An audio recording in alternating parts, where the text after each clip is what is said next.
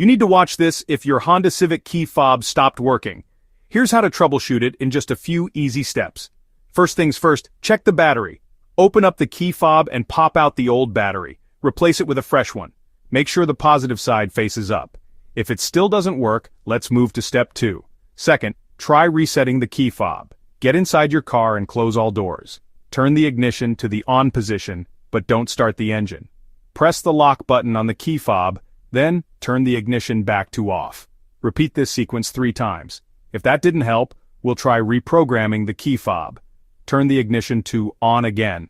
Then press and hold the lock button on your key fob for 1 second. Turn the ignition to off and see if it works now. Still no luck? Check for any interference. Other electronic devices or even your phone can mess with the signal. Move away from any potential interference and try again.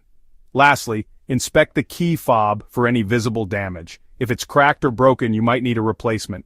If none of these steps work, it might be time to visit your local Honda dealer for professional help. Wrap up. Troubleshooting can be a pain, but these steps should help get your Honda Civic key fob back in action. Thanks for watching and happy driving.